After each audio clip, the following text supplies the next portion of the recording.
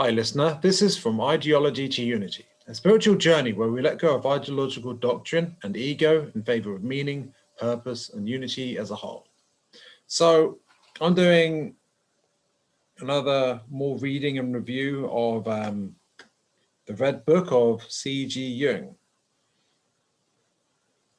The more details in the description. Actually, did I give details in the description last time? Check that.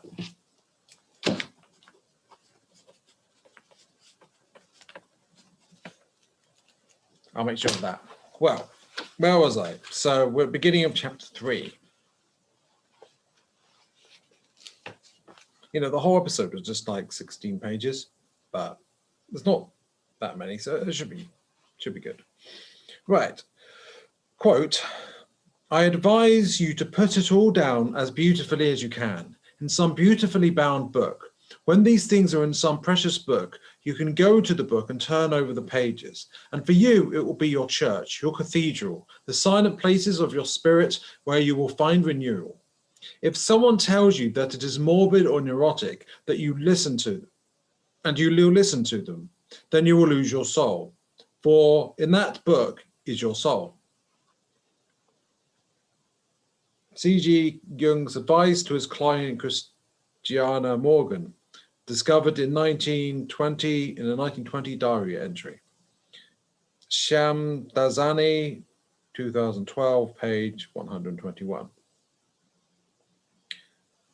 So one looser way you can interpret this is put your heart into what you do. Do what you love, put your heart into it, and believe, have faith in yourself, your intuition, your heart, and your work that sprung from that. Don't believe anyone, any naysayers. If you're following your heart, if you're really following your heart, it doesn't matter what people think. Because coming from the heart, it's divine, and it's from love of yourself and of others, an open heart. You know, it's the path to an open heart, and fundamentally,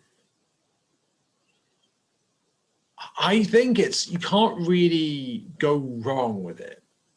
You can perhaps do better than that. I mean, especially if you activate other chakras above that, but you can't really go wrong by having an open heart and following your love and your passion. You know, I don't really, we've got these, I mean, it's certainly useful to have left brain analytical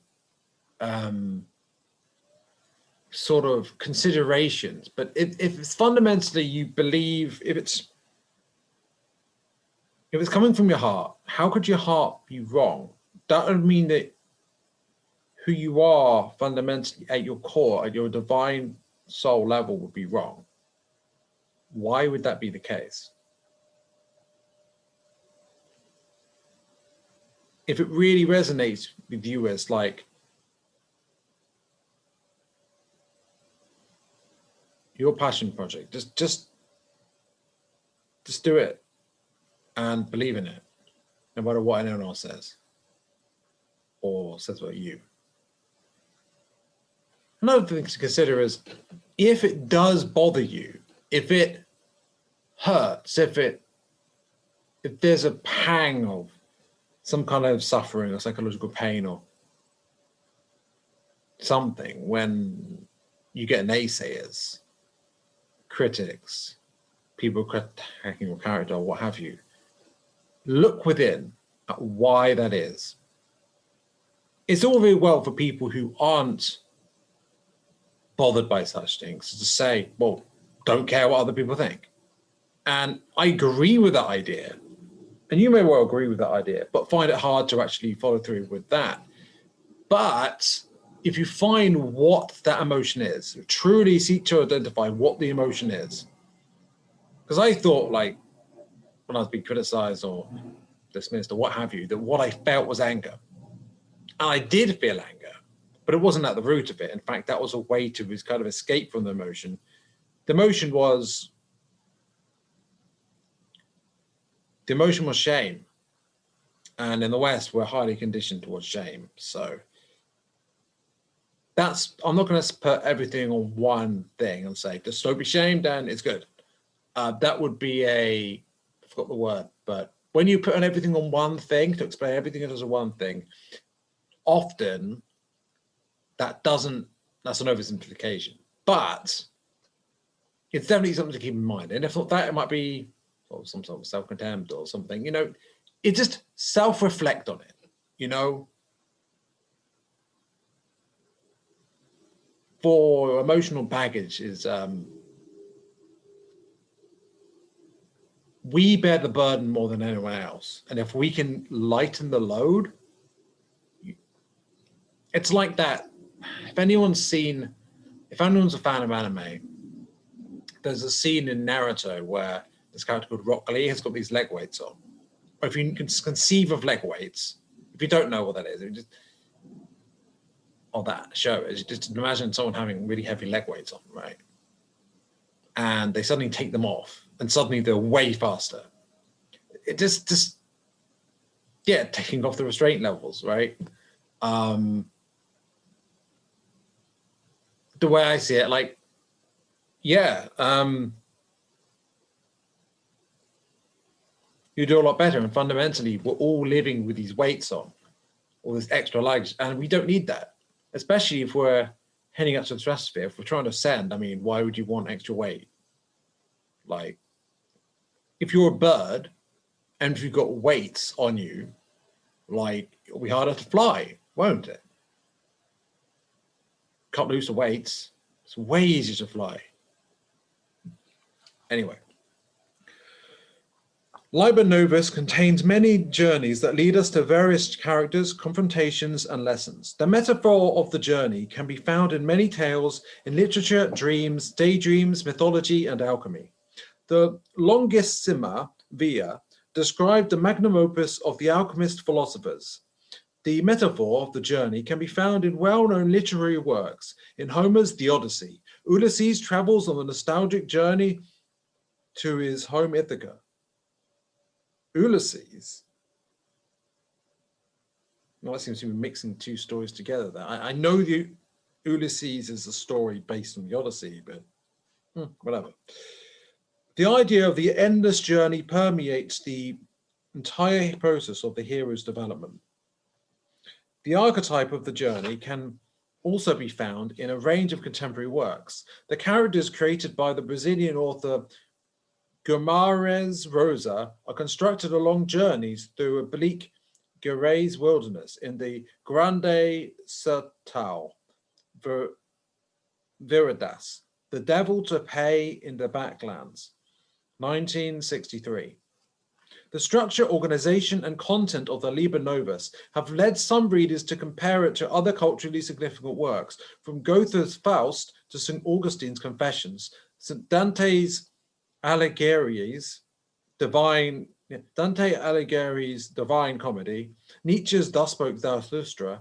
I should definitely do that. Do reading all that. And a review, of course. Well, I'm doing both generally. And the Odyssey. Even the ancient Egyptian manuscript known as Dispute Between a Man and His Soul, considered the first known example of active imagination, Hannah, 1981. Well, that sounds interesting. You know, I'm going to note that down because I want to look that up.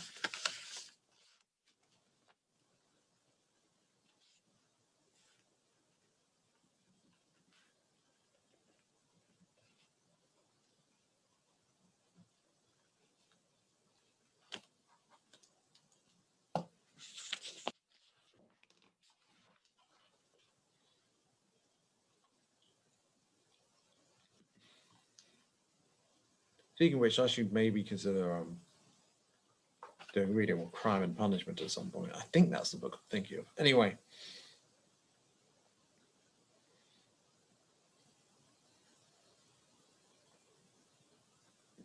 Has been likened to the book. In what way is Liber Novus similar to these works?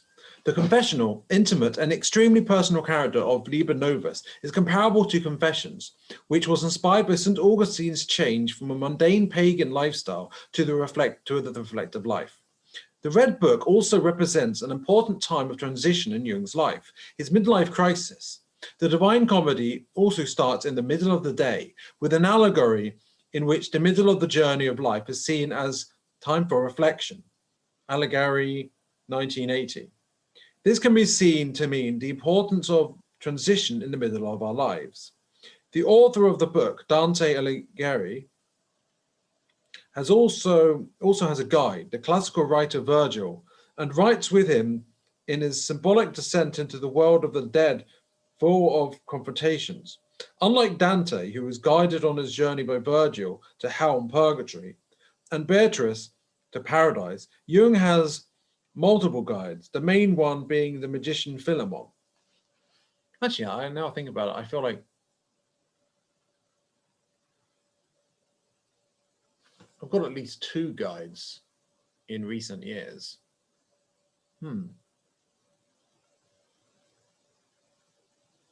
Both of which are quite spiritual. So, that's interesting.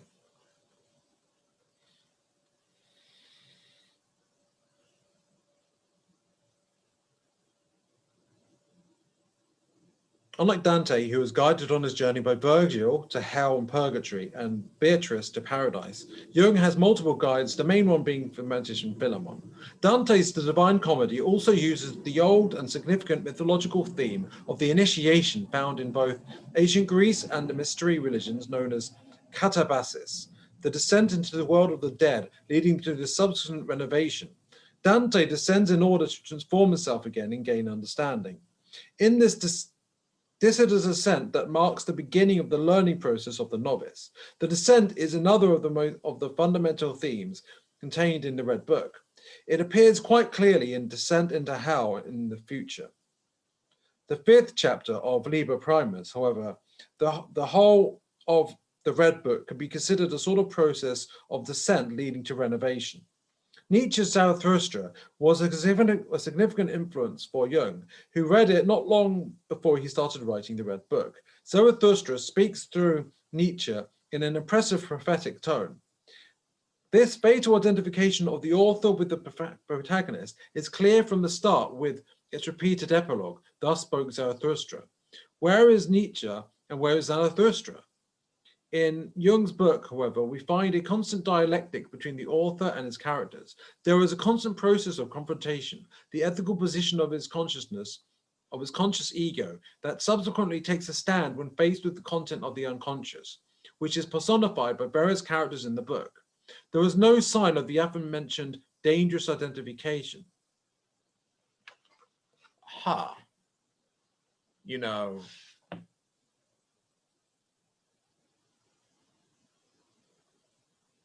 I could do something like that. I have done something like that, actually. I remember coming up with the characters are based on my subconscious.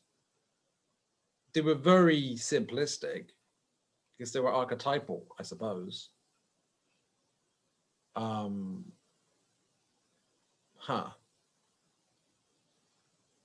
written off what I'd done as an unhealthy thing, but maybe it wasn't unhealthy after all.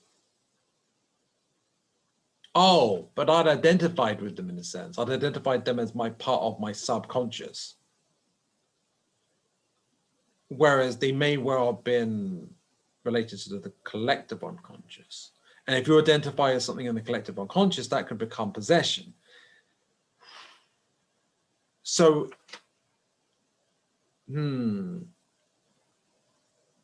okay. If one were to do some sort of active imagination, I've got this idea that perhaps a way to do what Jung did, healthily perhaps, is to confront your shadow and your subconscious aspects that you come across, whether they're collective or personal subconscious contents. And you wouldn't know necessarily, but to do so with loving courage, because that combination of emotions is you're not afraid and you're not backing down, but you're loving and accepting it for what it is. So you're not denying or repressing either. It's confrontation and yet it's acceptance and love. So That way you're being kind to the emotions within your field, but you're not running away from them. Perhaps that could be my book. Although maybe that'd be a bit too, actually it'd be it'd be similar to what Jung did, but different. You know, no, seriously, I literally just came up with that idea as I was saying it, like,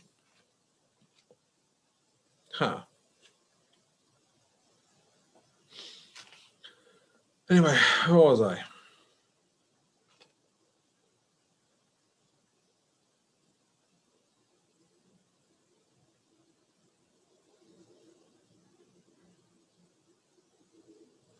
Maybe the other problem before as well, when I envisaged characters, is that I was envisioning characters in a kind of left-brain way, perhaps. Yeah, I've really got to look into the actual creative, active imagination process and then see if I can imitate it. In fact, I recommend anyone try that, you know. Well, actually, where was I?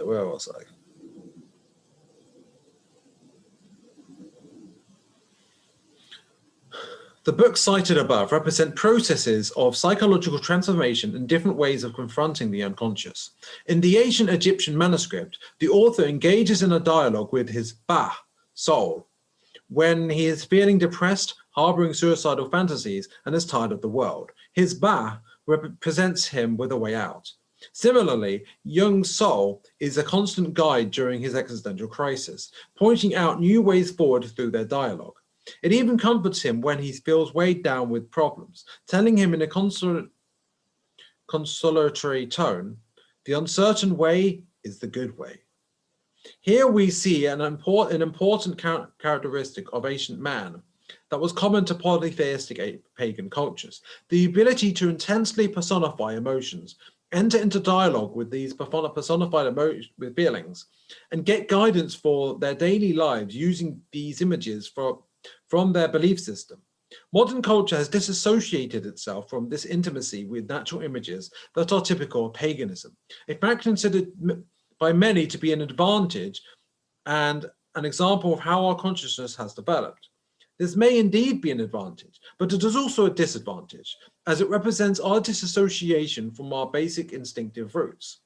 One of the basic messages in the Red Book, subsequently reaffirmed in many of Jung's later works, is the importance of recovering these lost images in order to promote a more balanced development of the conscious mind. I'll let that sink in for a moment.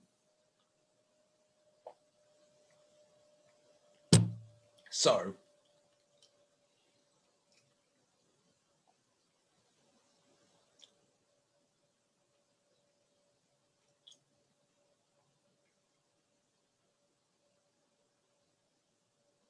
what paganism,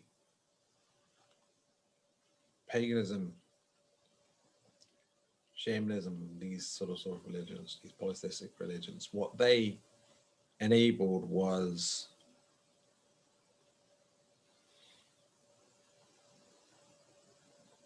there was a lot less repression. Perhaps there was more risk of archetypal possession due to the personification of aspects of the collective unconscious or personal conscious. However, they were more in touch with it. Perhaps there's another way, a middle way, where you don't neurotically plaster over your emotions and yet you don't give in to them. And in fact, whenever you're confronted with an emotion, it might be tempted to just stuff it down or distract yourself with alcohol, drugs, TV, videos, sex, and stuff like that. Work even, you know, and it might be tempting to just give into it. And so if you feel anger, you might just stop raging, you know, or you I mean, there's that too. Succumbing to your shadow, I suppose that would be, or I mean, but that's a sort of possession in its own way, right? Possession by your shadow or possession by the collective of consciousness. Either way, that's not good. So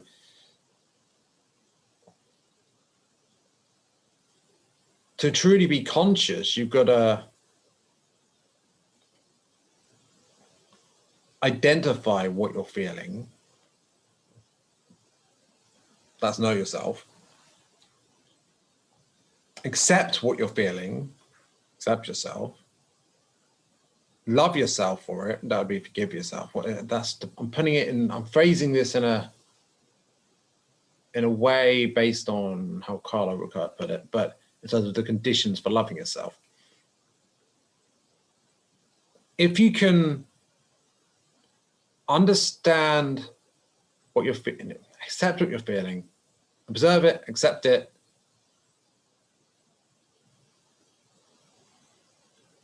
and just let yourself feel it, let it play out. What I've been finding recently is that don't be like, oh, it's a bad thing that I'm feeling this. Like, no, just because it's not considered socially acceptable, it doesn't mean how you act is one thing, how you feel is another, right? You can allow yourself to feel something.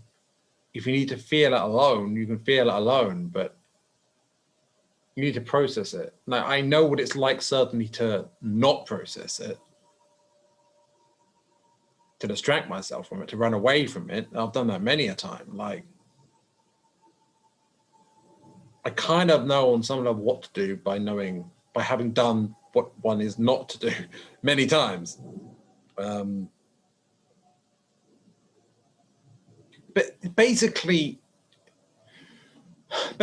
every time an emotion comes up, you can refuse to acknowledge it and brush it under the covers, or you can give into it. Like, that basic thing that we experience, I'm sure you've experienced it before, is a simple representation of the larger process we can do with ourselves over time. And I would say that basic principle, as below so above, as above so below, could be seen in the process of how we relate as a process over a more extended time with the subconscious, whether it's collective or personal subconscious. And in doing that, again, the same principle is a balance struck between succumbing to that negativity and refusing to those emotions, whether they're negative or not, or refusing to engage in it. I suppose it represents chaos and order, right?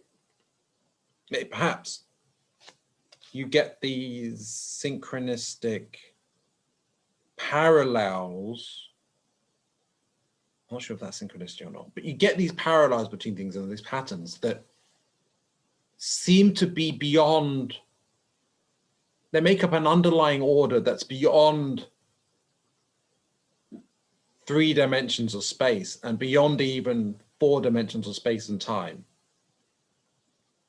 So yeah. Like, for example, when you have dreams about something and then later you experience that thing that you dreamt about years later or something, like that's something David Wilcott mentioned. He was talking about this place or like his girlfriend was like talking about moving to this place. I was like, no, we're not moving there. Years later, he was in a position in life where he realized that was actually the ideal place for him to go. And he went there and it was like, okay. And then it's like I realized that I came across clues or hints about spirituality years ago. I'll give you one obvious example. Now, I believe in the Lord one. And years and years ago, I used to, around the time when Medieval 2 Total War, a computer game, came out, there was this tune that they had. Actually, it's like just before the battle, there was this tune. But there's a lyrical version of that song. And that song, the lyrics are, we are all one. And it's all about like loving your enemy, and they've got their family too. And yeah, it's basically about the themes of the Law of One. It's like, if the Law of One could have a theme tune, it's like, that could be it, right? And yet it was before I had any idea the Law of One was even a thing. And I kept running into these like random street preachers, like who had given me books like Buddhists or whatever. Like I was getting clues, and I'm not the only one who's got experiences like this. It's synchronicity. You guys getting clues about something from the future, or from some kind of source that was trying to influence me, maybe my spirit guides or something. I don't think I'm the only one to have such experiences. And yeah, it's interesting. So if I'm spending more time talking about stuff in my own head, stuff that comes to me, than reading, in a way it's a good thing, because this is more the muse or the inspiration. It's not, it's a foothold. It's yeah, it's not, I mean, it is about reading this, but it's also kind of not about reading it.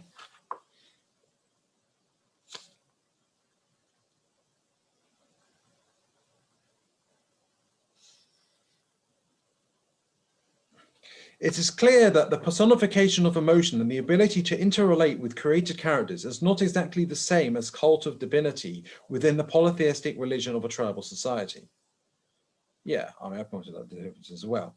Modern man has a totally different worldview to pre-literate society and cannot magically turn back time just because nostalgia implores them to do so. The process of personifying emotions represents the recovery of our ancestral mythological roots that have been lost, yet without losing the advantage of the conscious that Western culture has provided. This recuperation of our roots without the positivist unilateral disassociation of the modern age. And what is that? That's a synthesis. It's an integration. It's of old and new. That's integration of opposites. And that's important for getting to the next level. Combine two seemingly opposite elements and find how the whole that they make up get to the next level.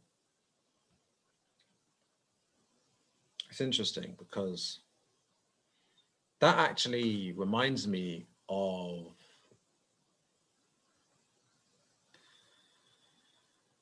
who's a guy who influenced Hegel.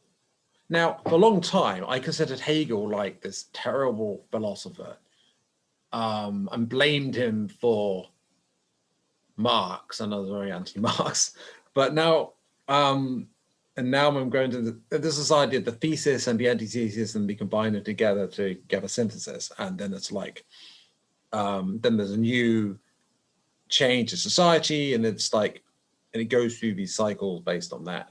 And I mean, Marx took that principle and made it materialist, whereas I don't think Hegel was strictly materialist about it, which actually makes sense not to be strictly materialist about it. But I seem to, the idea that there's this underlying dynamic trend to history, this cyclical trend with synthesis and all that, where the more I look into it, and especially David Wilcott talks a lot about this, there's evidence that that really has happened, right? Now you could say, well, it's just the psychological trend to do that, but then that would be what Jung was talking about. And if we go beyond that to spirituality, well, it's to do with soul groups repeating the same set lessons until they've learned them, and that's why similar stuff repeats. And a lot more than that. There's also sort of synchronized tendencies and as below, so above sort of stuff. And then there's astrology. So yeah, I'm just on the tip of the iceberg of the issue there.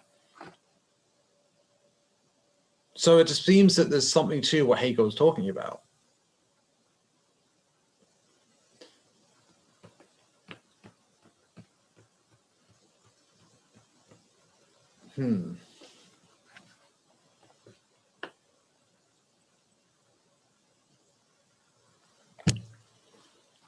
Also, there is something I think called the Whig interpretation of history. I don't know much about it, but apparently there's something cyclical, although there's this grand trend that they talk about as well. I'm not saying I believe in that. I'm just saying I know of that vaguely. Liber Novus presents us with a new way of writing and a new type of communication within images, involving a philosophical and religious density that is original and personal. In this book, Jung intensely confronts his inner images, an experience from which he derives the majority of his later formulations. We cannot consider the Red Book to be a traditional psychological text. It is first and foremost a vivid description of a range of powerful internal images with which Jung actively interacts and speaks, seeking with incredible scientific curiosity a more definitive meaning and a more transformative message, providing the final meaning for the conscious ego. The writing down and illustration process says, on this journey and leads to their gradual integration. Wait, no, that's not it. Writing down an illustration of these experiences in colored images helps to unveil the unconscious processes on this journey and leads to their gradual integration. Integration of unconscious processes. Integration of the shadow.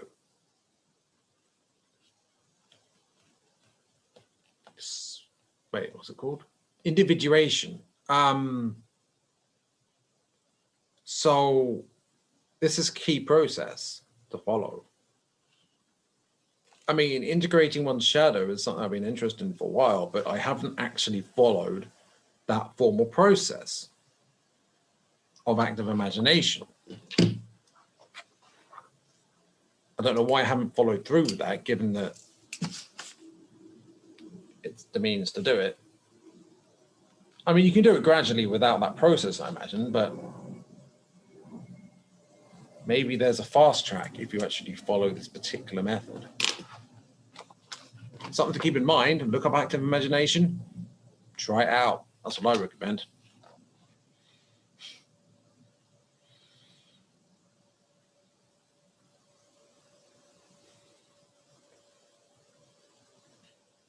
Jung always said that the best way to confront inner primitive emotions would be to give them a shape and some type of aesthetic configuration. This basic postulate is expressed throughout the Red Book, as it reveals a constant personification of unconscious material, a dialogue with this content, and a failed... Why was I saying failed attempt to integrate it? I don't know why I was saying that. What are you up to, Shadow? What are you up to? And an attempt to integrate it. Now, what's up with that? That's a Freudian slip, right?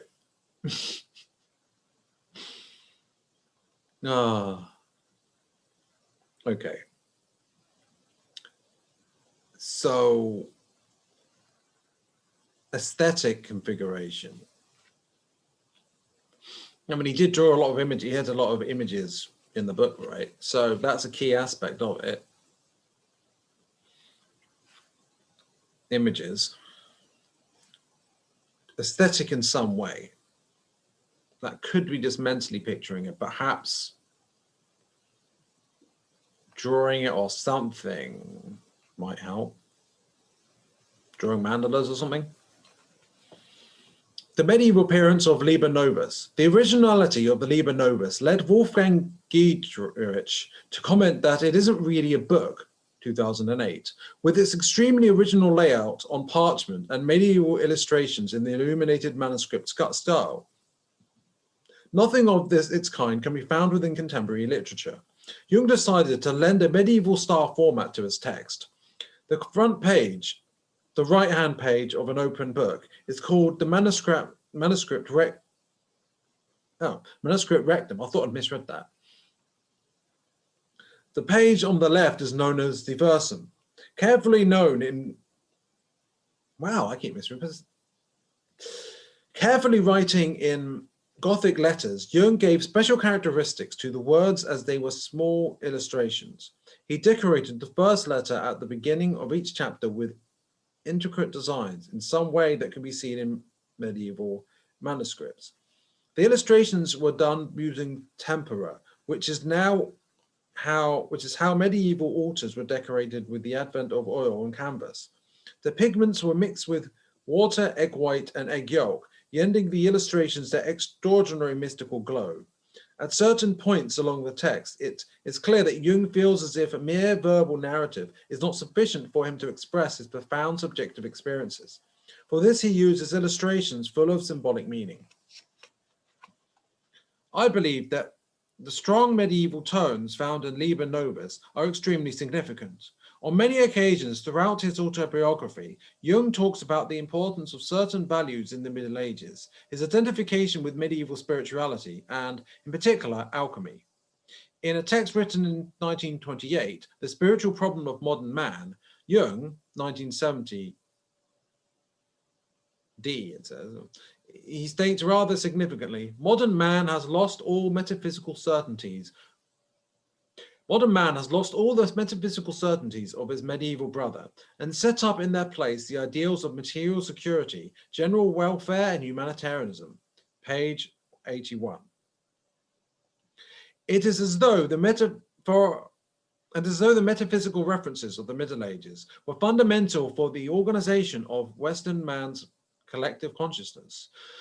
From the time at university participating in the lectures organized by the Zofinger Club, Jung began to distrust the paradigm of modernity with its exaggerated emphasis on science, with the disconnect from nature and instinct.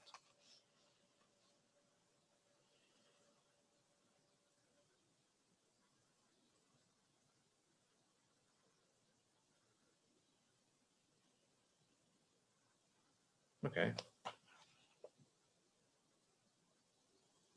I'm wondering why I keep making those mistakes.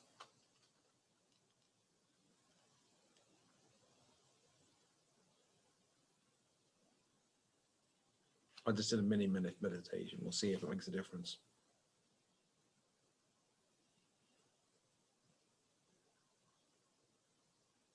At this time, he had already started to defend certain medieval values as necessary in the evolution of the Western collective consciousness, an introverted attitude that was important in the formation of contemporary man's values. An analysis of the medieval ages, or Middle Ages perhaps, where it says Middle Ages, demonstrates that without the development of principles defended by the scholastic philosophy, cultivated in silent monasteries and by the reclusive practice of alchemy, the Renaissance would never have been possible. The medieval period was an era of introversion in terms of cultural libido, which was necessary in order to develop cultural values and civilizing ideas. It was only after this medieval incubation that there was enough psychic energy available for a cultural phenomenon as extroverted, creative, and fundamental as the Renaissance. This transformation began in Italy, later extending across the whole of Europe while maintaining its extremely extroverted character, which manifested itself in the arts and maritime discoveries of the age. This is a significant contrast to the introspective silence of the Middle Ages. Before discovering alchemy, Jung had some recurring dreams. He relates some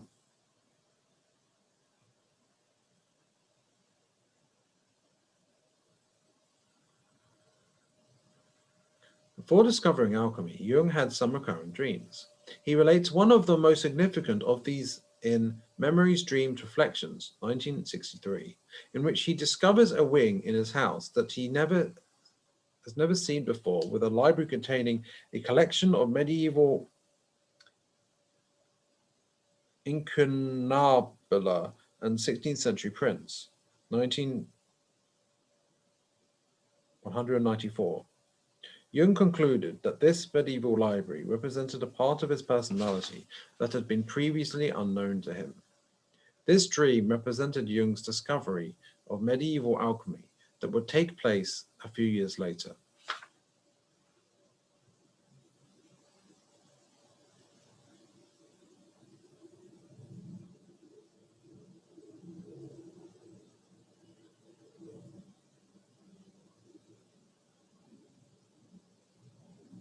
maybe the Middle Ages was a more interpretive time, or more introspective, perhaps, because we increasingly became more analytical, more material, more left brain. In comparison, especially if we look back at the Renaissance as well, like, and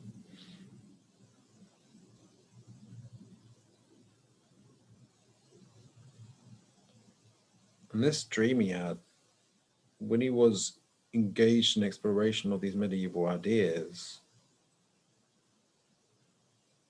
it aligns with it, and it also aligns with his inner journey of discovery of his unconscious.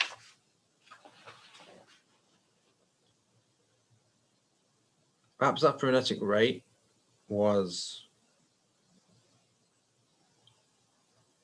not an intuitive flow state.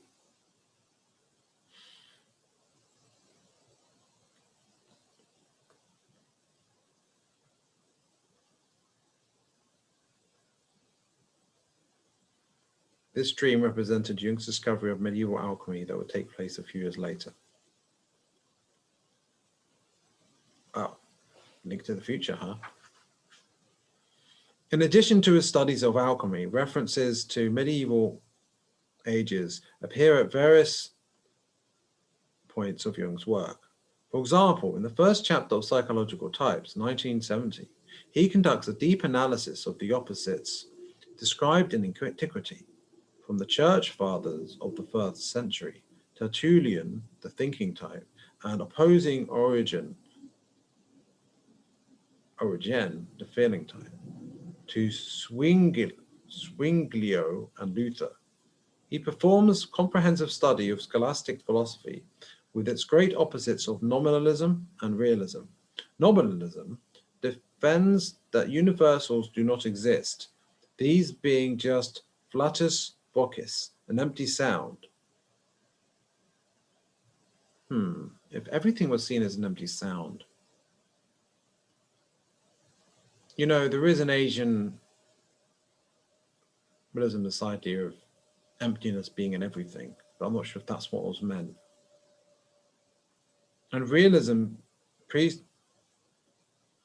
proposes the existence of general concepts or universals. Jung remembers that the S in re, being in reality, of nominalism is opposed to the S in intellectu, being in the mind, of realism.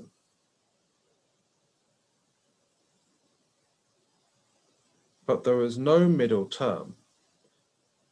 Here he proposes a tertio esse in anima, meaning being in the soul.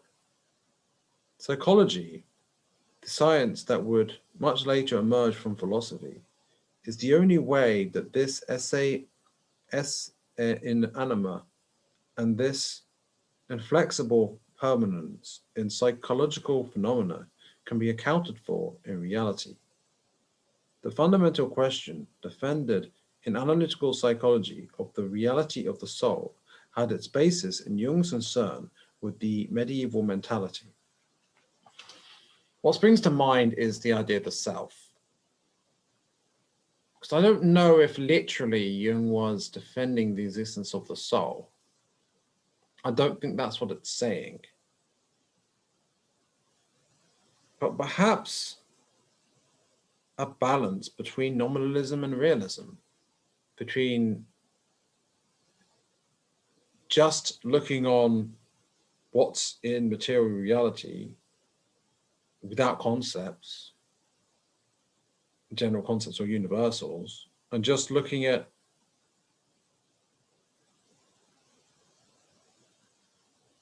the intellectual side.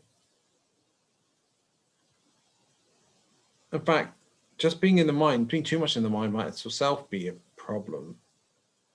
I mean, it's called realism, right?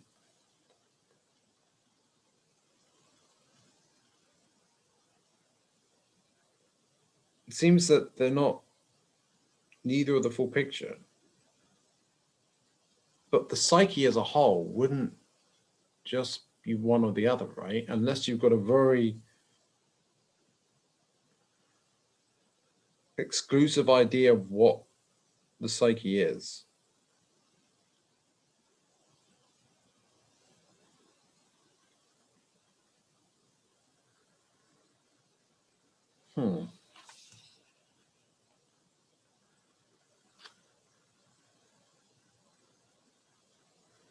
The elaboration of Liber Novus. Since the Red Book is the result of intense personal experiences, it can appear as though it is a spontaneous outpouring of the unconscious or created from sudden inspiration. This is not the case, however. The various layers of Liber Novus was carefully elaborated over a period of years. Interestingly, it was one of the most carefully edited of Jung's works, as noted by his collected works. Answer to Job, Jung, 1969, is one of his works that was inspired by the period in which he was experiencing what Marie-Louise von Franz refers to as a type of fever, 1975. This fever ended once he had finished the book. However, Shamdazani comments that Jung carefully revised and edited the Red Book according to the following well-defined steps. 1. A collection of spontaneous imaginings noted in his 6 black books from 1902. 2. The active imagination period lasting from December 1913 to 1915. 3. The typing and elaboration of these imaginings after careful reflection. 4. After careful collation. It doesn't say careful, it just says after collation, but there we go. After collation, these notes were sent to close friends to provide their opinion. 5. The production of the final calligraphic edition of the Red Book with some modifications and added detail.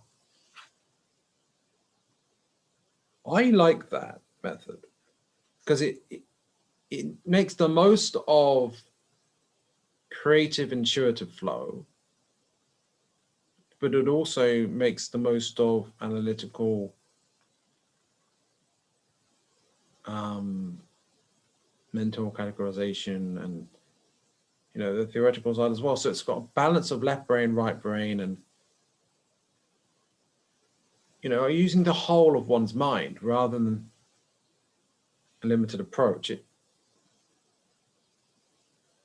I would say that would be the way to do it. So that takes years though. So active imagination is just one part of integration of the shadow, it seems. You need the first stage perhaps is spontaneous imaginations. I would say any form of art would fit that, perhaps. Then active imagination, then editing it, essentially. Then getting opinions, then final details. Honestly, in a way, this is the creative process in all cases. I mean, if you're going to write a novel, this seems like the way to do it in a way. Maybe writing fiction, maybe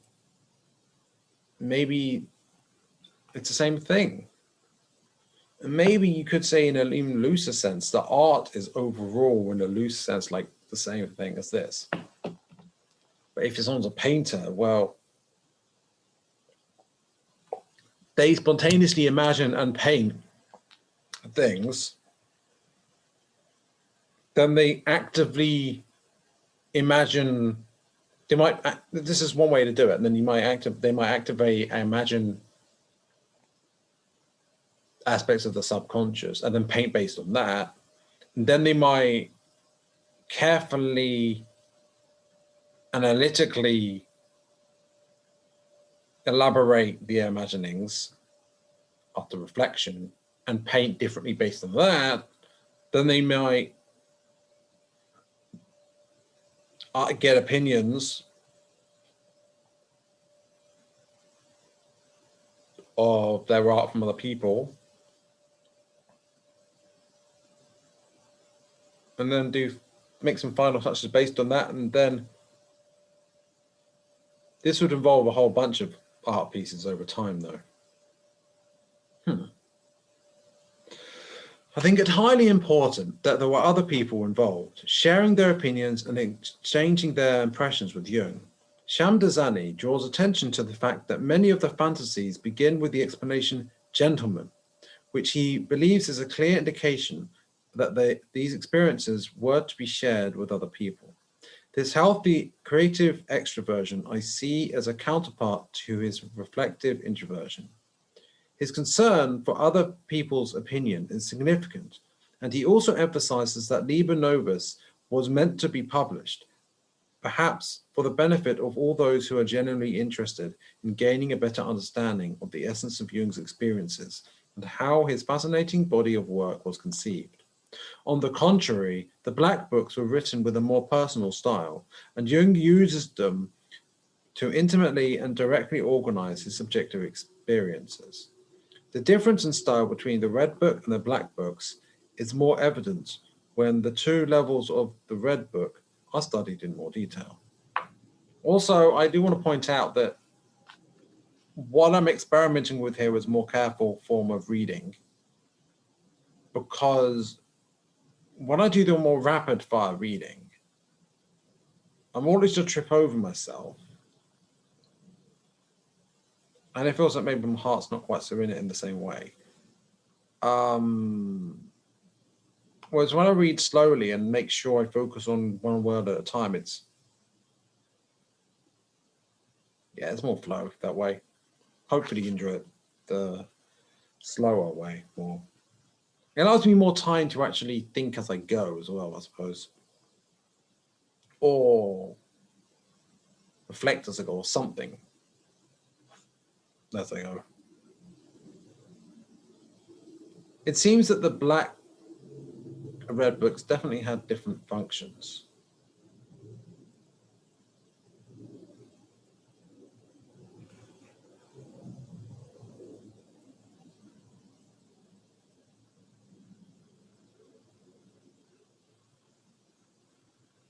The Red Book's the final product. The Black Books are the creative. The first part, the creative part, the outflowing of subconscious content is his Black Book stage. That's the raw subconscious data in a sense. It's great and perhaps the most valuable part in a way, but what you get from it depends on what you do with it, right?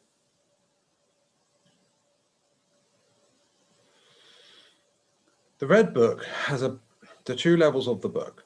The Red Book has a basic structure covering two planes. On the first, we have the basic narrative written in direct and emotive language that describes Jung's experiences with his unconscious. Describes.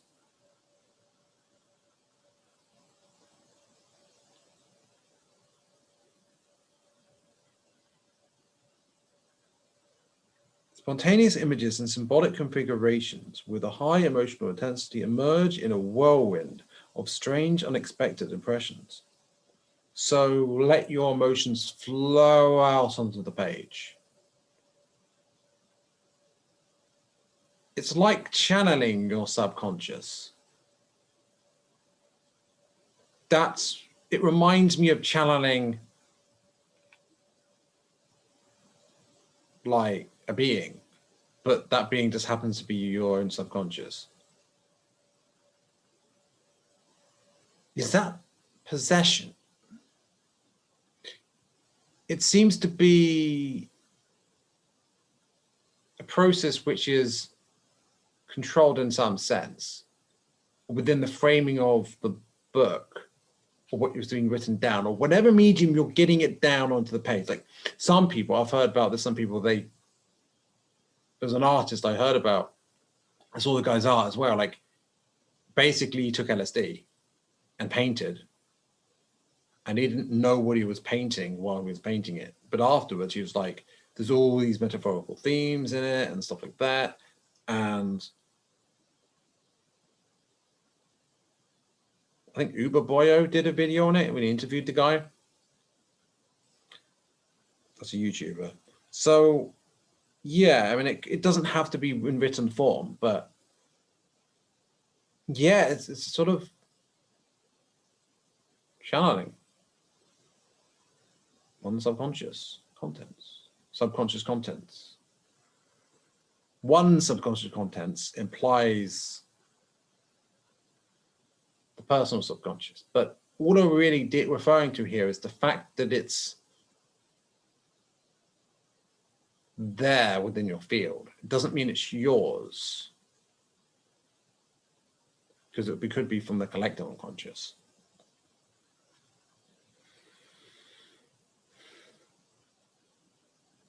On the second plane, these experiences are decoded in a series of interpretations and elaborations. Because the first stage, you're not meant to analyze it. That's a different part of your mind. And if you do try to analyze it as you go, you're kind of tripping yourself up, and that's not how to do it. A series of interpretations and elaborations. Dense images are put through a process of deep symbolic and interpretive reflection.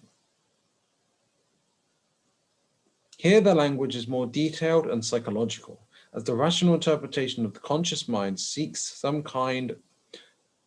type of integration or previous primary consciousness, previous primary processes.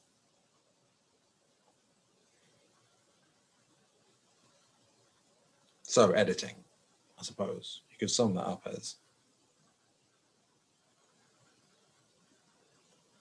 Stage 1, channel subconscious content. Stage 2, edit.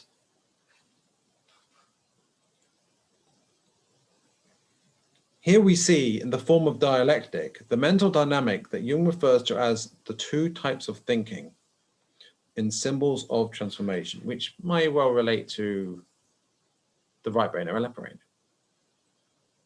And masculine and feminine energies and that, yeah. These are linear thinking, which is rational, typical of the conscious, and which seeks to adapt to the external reality. And circular thinking, which is mythological, belongs to the unconscious, and evolves the language of dreams and fantasies. The symbols of the individuation process would later emerge through the synthesis of these two types of thinking.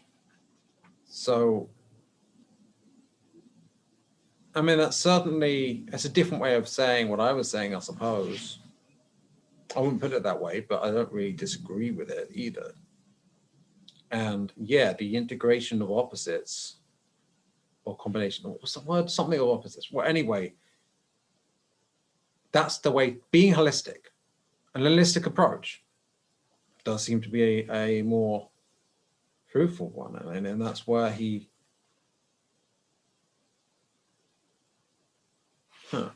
that's where he got a lot of his breakthroughs from. Some critics interpret the Jungian topos regarding these two types of thinking as though it were an affirmation that linear or rational thinking, which for Jung originates in consciousness, is superior to mythological thinking, which for Jung originates in the unconscious. In the opinion of these critics, this affirmation reveals a trace of cultural evolutionism in his work. But where are they coming from with that? I'm going to try to understand where they might be coming from there. the idea that he starts off with subconscious stuff or stuff that is more cyclical reasoning or whatever, and then he, quote, corrects it, like it's viewing it like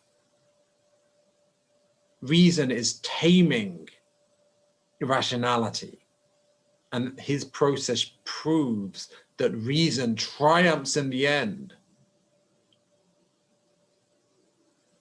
And after all, we had this primitivism and all this terrible violence in the past, right? And modern science, with that, we could just, with our modern rational approach, we could just civilize society, right? Order it.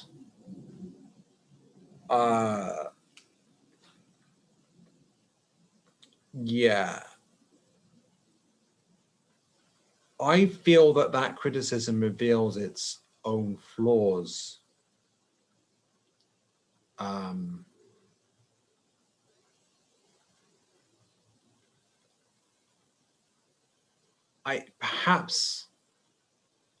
Perhaps I'm misrepresenting it, but honestly, that's how it comes off to me.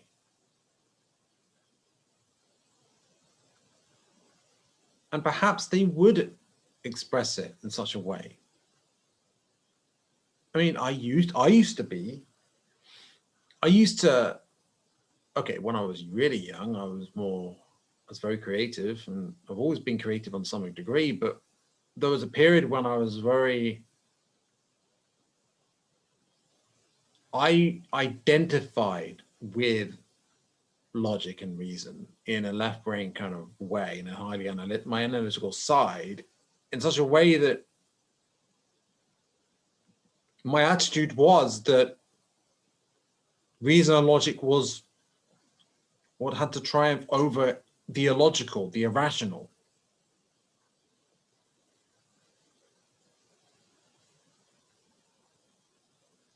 And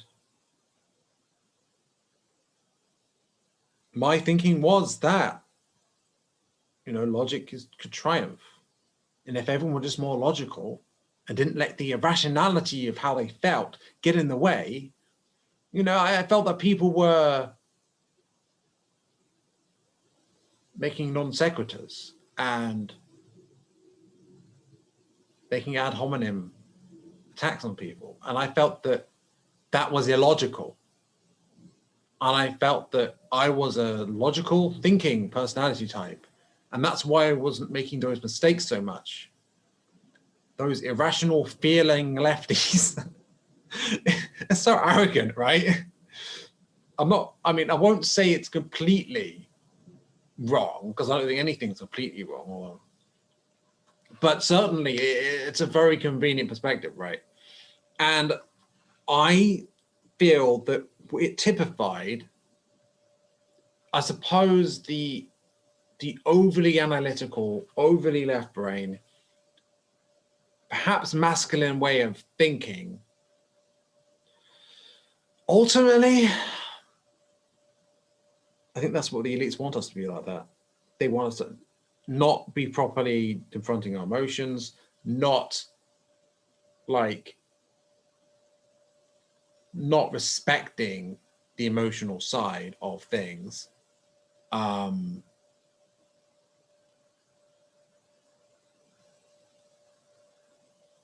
And I mean, if I were to go real tinfoil hat, I could say it's the archons, it's the reptilian archons and their scheme and the cabal. I mean, not that I think it's not that, but I don't need to go to that level of analysis to talk about it. We can, to be more grounded about it.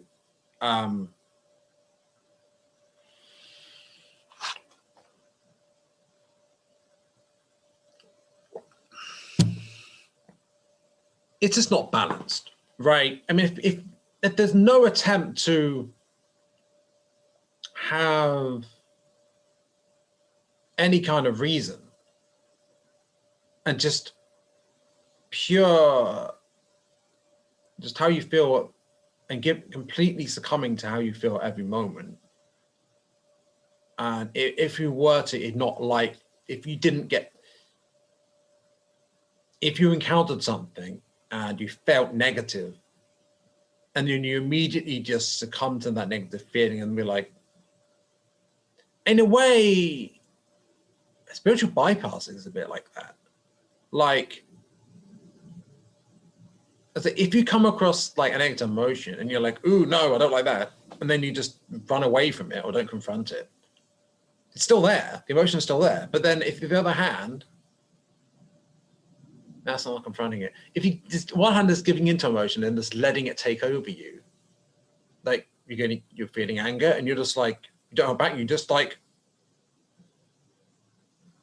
you feel this desire to hit someone. So you're like, you hit them, you're like, yeah, hitting them, yeah. Or you could like not let yourself, or you could be like, no, I shouldn't ever feel that feeling. I shouldn't ever feel that feeling. And then you just like not let yourself, and then repress your anger every time. I mean, neither of those approaches seem healthy. And fundamentally, there's, what is a persona? The persona exists because society exists, at least in third density, right? There's some degree of adaptation based on norms, based on respecting other people, you know. On the other hand, repressing everything to be purely logical, and you become neurotic. Or maybe it's a good thing. Maybe if you become neurotic, maybe if you go too neurotic, you have a breakdown. And if you have a breakdown, you have a dark night of the soul. And if you have a dark night of the soul, you have an awakening, right? Maybe that's one way to do it. I mean, it's just a painful way to do it. Trust me. So, yeah. So, yeah, that's my opinion about those critics. They're revealing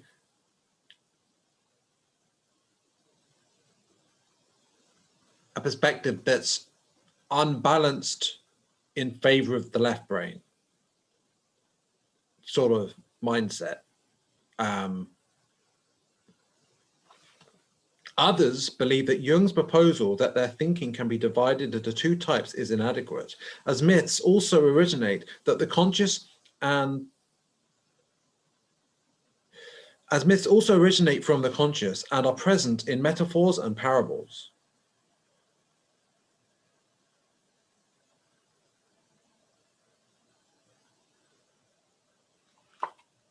What is the divide really between conscious and unconscious?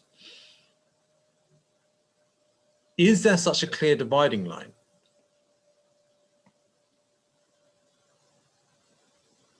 They make a good point, I think, but if we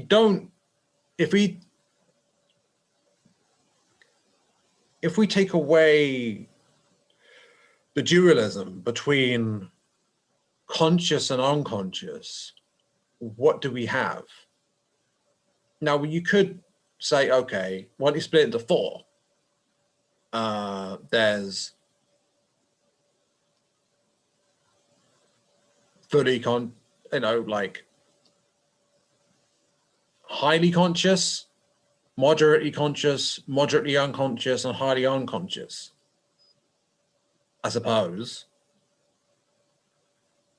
But that's a bit more abstracted, actually.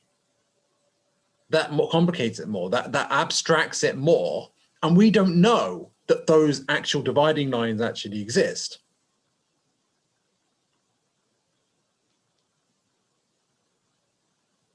Or you could just like say, okay, what are the patterns in the psyche, and just simply not differentiate as to whether it's conscious or unconscious. And just simply go like, well, what are the patterns? But you might find naturally that what comes from that is a sort of conscious, unconscious distinction. It may well not be as clear cut, but perhaps what instead you could do is you could look at it in a dualistic way, but be willing to diverge from dualism when what you encounter illustrates that it's apt to do so. So a sort of approximate or a loose dualism, a flexible dualism. I mean, there is a law of duality, right? It's one of the laws of reality. So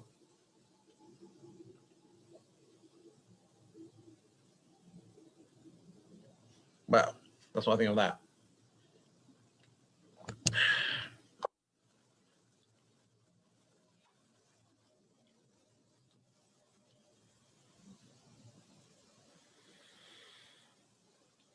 I believe that Jung never considered linear thinking to be superior to mythological thinking, and that his entire life's work actually represents a movement to bring back the mythological thinking abandoned as a result of positivism, the positivism typical of the Cartesian paradigm. I think that would be, I think therefore I am. Or, yeah, I think that's what it is.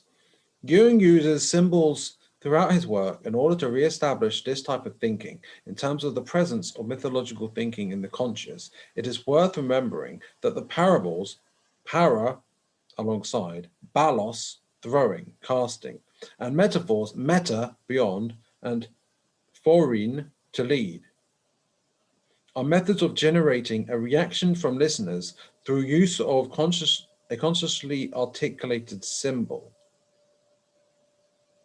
So terms that themselves integrate subconscious content and catalyze such a thing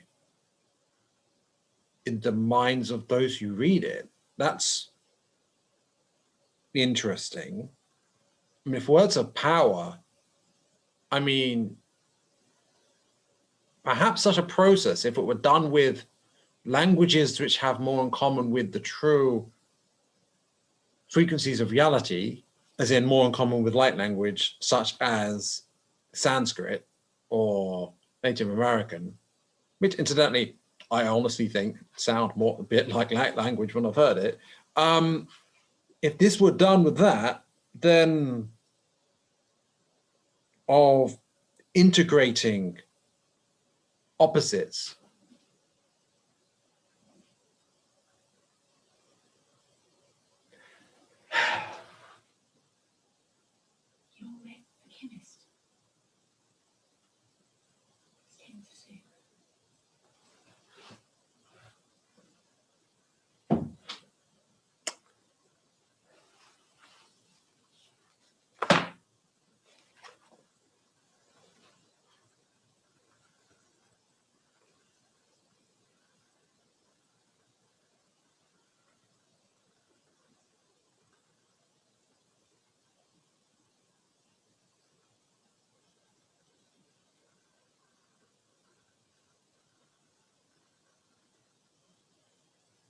so the combination of conscious and unconscious and the combination of opposites, if it were done with a language which itself is